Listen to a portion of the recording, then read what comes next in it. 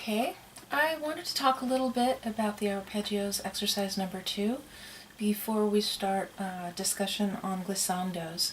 This is appendix page 12 in Upper Hands Piano book 4. So you can see there's a C major 7th followed by a C 7th, and they are to be played arpeggiated this way. And then the C7. And you go on.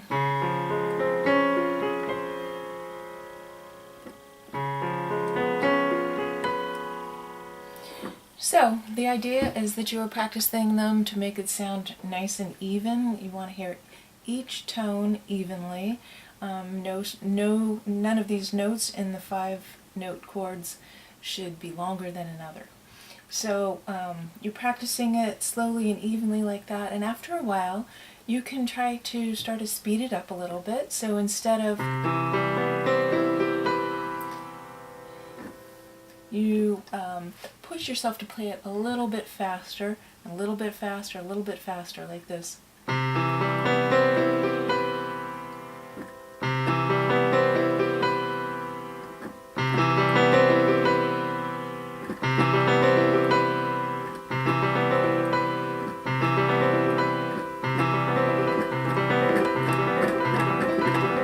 Until you really feel like it's this kind of continuous sound and a little bit less separated because it's faster. So you can start off that way, go through all of the chords, and don't really try to speed it up until you really hear that it is even when you're playing it slowly. It really should sound even. Once you really have a handle on making them even, then you can try speeding them up. And once you're really comfortable with all of those and you're able to speed up a little bit, you might start from the beginning and do a hand over hand motion, left, right, on each one of these chords like this. So you might start off slowly once again on the C major 7th.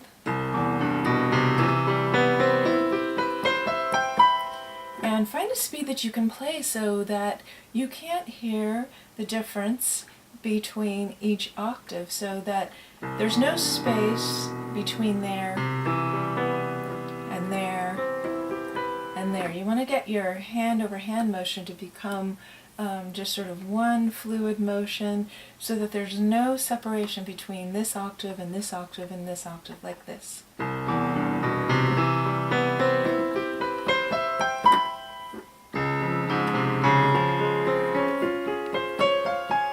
And once you can do it hand over hand so that there's no separation in timing between each one of the octaves, then you can start to try to speed it up. I'm going to add a little pedal and start speeding it up a little bit. Here, let's do it on E major 7th.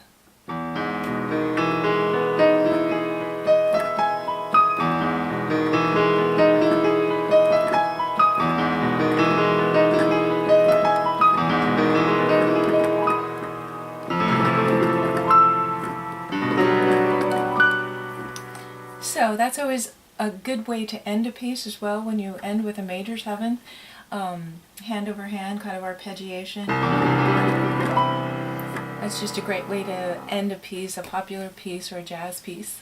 Okay, so now I wanted to talk a little bit about glissandos.